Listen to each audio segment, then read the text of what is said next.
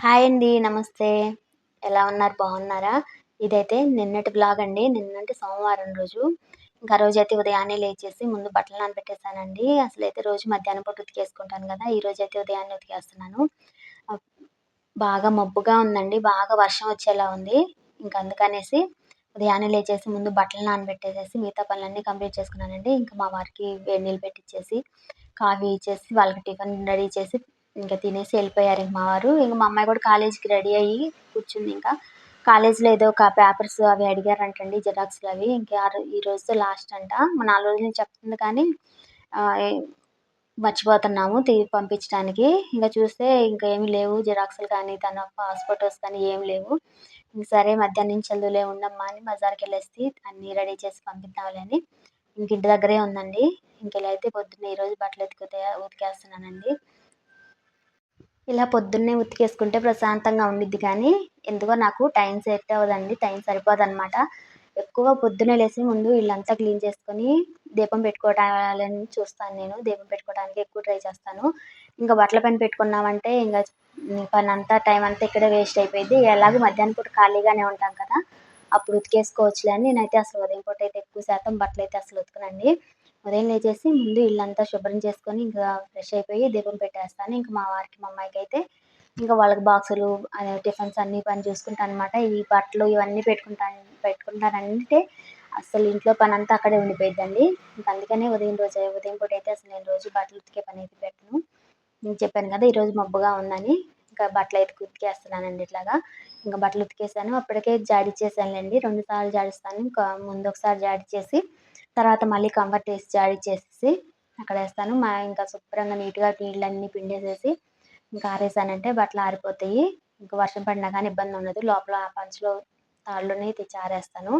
ఇంకిలా అయితే నేను కూడా ఇంక ఫ్రెష్ అయిపోయి వచ్చేసి ఇంక పూజ చేసుకుంటున్నానండి. దేవుడిని పెట్టేస్తున్నాను. ఎన్ని పనులున్నా కానీ ఎ ఎంత బాగలేకపోయినా కానీ ఇదొక అలవాటయిపోయిందండి. కంపల్సరీ దేవుడి ముందు దీపం పెట్టుకున్నానంటే ఆ రోజంతా ప్రశాంతంగా ఉండిద్ది. ఇంకే పనిలో అన్నా పడి దీపం పెట్టుకోలేదంటే ఇంకా ఆ రోజంతా ఏదో దిగులుగా, ఏదో నెగెటివ్‌గా అలా ఉండిద్దండి. ప్రశాంతంగా దేవుడి ముందు కూర్చొని అగరబత్తి ఎలిగించుకొని, దీపం పెట్టుకొని ప్రశాంతంగా అట్లా దేవుడి ముందు కూర్చొని దండం పెట్టుకున్నామంటే, ఇంకా ఆ రోజంతా ఒక చాలా పాజిటివ్‌గా గడిచిపోయిద్దనేది నేనైతే నమ్ముతానండి. ఇంకిలా అయితే పూజ కూడా కంప్లీట్ అయిపోయిందనమాట. పూలు కూడా ఏం లేవండి పూజకి. ఇంకెలాగో బజార్‌కెళ్తున్నాం కదా! చూడాలి ఏమన్నా పూలేమన్నా బాగుంటే తీసుకొచ్చుకుందాంలే అనుకుంటున్నాను. దగ్గరేలెండి. ఇంక ఫోటోస్ అవి దిగాలి కాబట్టి ఎంత టైం అయిద్దో తెలీదు. ఇలా అయితే పూజ అంతా కంప్లీట్ చేసుకున్నాను. సింపుల్‌గా చేసేసుకున్నానండి. ఏం లేదు ఇంకా టైం అయిపోతుందనేసి గబగబా ఇంకా దేవుడికి దండం పెట్టేసుకొని బయలుదేరుతున్నాననమాట. చూసారా? హ్మ్.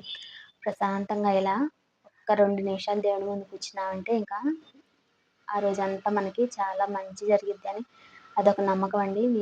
మీకు ఈ అలవాటుందా? లేదా? అనేది నాకు తప్పకుండా కామెంట్స్‌లో చెప్పండి. ప్రశాంతంగా ఒక్క నిమిషం అండి దేవుడి ముందు ప్రశాంతంగా కూర్చున్నామంటే చాలు. ఇదిగోండి సింపుల్‌గా అయితే పూజ అయితే చేసుకున్నాను.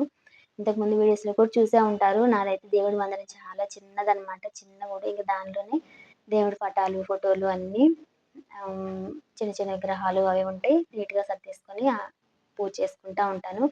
ఇదిగోండి పూలు కూడా ఏమి లేవు. కింద చెట్లకి కొన్ని మల్లెపూలు 4 ఉంటే కోసుకొచ్చేసి ఫోటోలకి పెట్టేసేసైతే పూజ అయితే ఇట్లా కంప్లీట్ చేసుకున్నాను. ఇంక పూజ అంతా అయిపోయిన తర్వాత బియ్యం కడిగి పెట్టేసానండి. బియ్యం కడిగి పెట్టేసి ఎళ్ళానంటే వచ్చిన తర్వాత అన్నం వండేసుకోవచ్చు. ఇంక కర్రీ అయితే ఏం చేయను.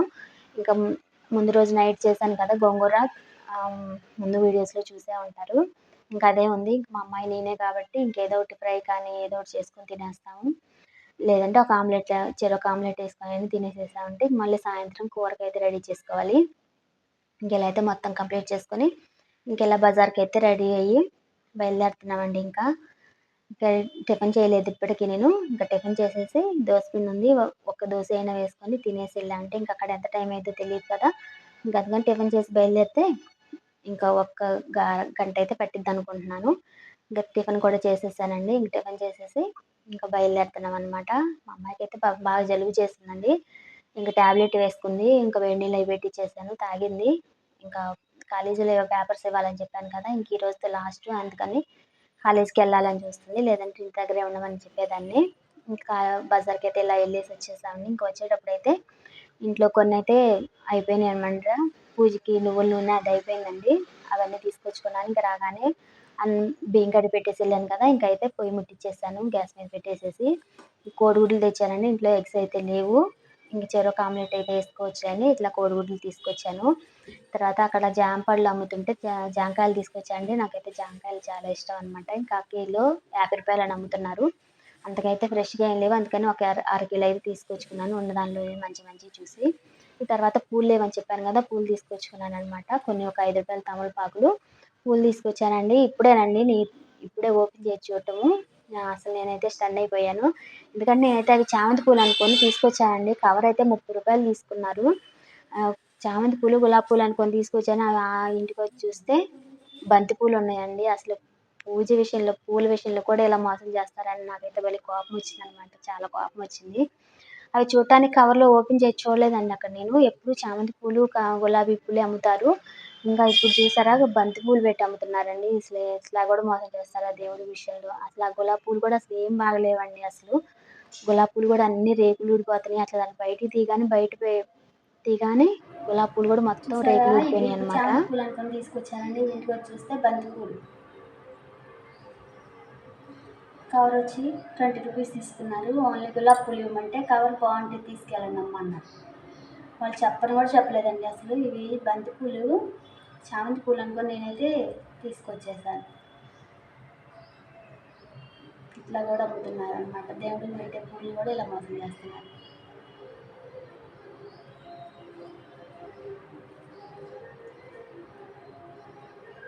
పూలు కూడా అసలు ఏం బాగలేవండి అసలు. అసలు ఏం బాగలేవు పూలు. చూసారా అసలు ఎలా ఉన్నాయో. ఇంకా నయమండి నేను ఇంకా ఒక 4, 5 కవర్లు అయితే తీసుకుందాం అనుకున్నాను. కానీ ఎందుకో తర్వాత మా వాచా తెప్పించుకోవచ్చులే ప్రస్తుతానికైతే లేవు కదా అని ఒక కవరే తీసుకొచ్చాను. చూసారా అసలు గులాబీ పూలు కూడా అసలు ఏం బాగలేవండి. నాకైతే భలే కోపం వచ్చింది. పూలు బాగలేవని డబ్బులు పోయినందుకు కదండి. కవర్ రూ. 30 పెట్టి తీసుకున్నారు. మనం ఆ పూలు ఉపయోగపడవు కదా ముందు. దానికైతే నేను చాలా బాధపడ్డాననమాట. అదే రూ. 30 పోయింది. అదే రూ. 100 పెట్టి తీసుకొచ్చినా కానీ ఇలాగే వేస్ట్ అయిపోయాయి కదా అని కొంచెంసేపు ఆలోచించాను. అక్కడ ఓపెన్ చేసి చూడకపోవటం నాకు తప్పైపోయిందండి. ఎప్పుడు కవర్స్ అయితే ఓపెన్ చేసి చూసి తెచ్చుకుంటాను. ఈసారి అయితే ఎప్పుడు తీసుకొచ్చుకునే దగ్గరే కదా! అవే ఉంటాయిలే బానే ఉంటాయిలే అని తీసుకొచ్చుకున్నాను. ఇంక ఈసారి బజార్‌కెళ్ళినప్పుడు అయితే చెప్తాను ఆయన పని. ఒక పెద్దాయన అయితే కూర్చొని అమ్ముతా ఉంటారు. నాకైతే అసలు చాలా కోపం వచ్చిందండి. నా దేవుడికి పెట్టే పూల విషయంలో కూడా ఇంత మోసం చేస్తున్నారా అని అయితే చాలా బాధేసింది. ఇంకా ఇంకా అలాగే అడ్జస్ట్ చేసుకొని ఇంకా అయ్యైతే ఎక్కువ శాతం దేవుడికైతే బంతి పూలు వాడరండి నాకు తెలిసి. నేనైతే పెట్టను దేవుడికి. ఇంకేదన్నా డెకరేషన్‌కి ఏదన్నా దీపం దగ్గర పెట్టుకోవడానికి అలా అయితే ఉపయోగించుకోవచ్చులే అని అయితే బాగున్నంత వరకే ఉపయోగించుకోవచ్చులే అని ఇంకా అవన్నీ అయితే తీసేసి పక్కన పెట్టి సర్దేసుకున్నాను. తెచ్చినవన్నీసి ఫ్రిడ్జ్‌లో పెట్టేసాను ఇంకా. ఇంకిలా అయితే ఇంక మా అమ్మాయికి టైం అయిపోతుందని ఇంకా ఆమ్లెట్‌లు అయితే ఏస్తున్నానండి. ఉల్లిపాయలైతే వేయను. ఉల్లిపాయ ఏస్తే తినదనమాట మా అమ్మాయి. ఇంక నా ఒక్కదాని కోసం ఉల్లిపాయ ఏం వేసుకుంటానులే అని ఆహ్, మామూలుగా ప్లెయిన్ ఆమ్లెటే వేస్తున్నాను. కొంచెం ఉప్పు, కారం వేసేసి బాగా గిల్ల కొట్టేసేసామంటే ఇదొక టేస్ట్ వచ్చిద్దనమాట. ఇది కూడా బావుండిద్ది ఆమ్లెట్ నాకు కూడా. ఇలా కూడా చాలా ఇష్టం నాకు. ఇంక మా అమ్మాయికి ఒకటి వేసిచ్చేసి ఇంక నేను కూడా తిన్నానంటే ఇక ఈ పూటకైతే పని కంప్లీట్ అయిపోయిద్దని ఇట్లయితే ఆమ్లెట్ ఏస్తున్నానండి.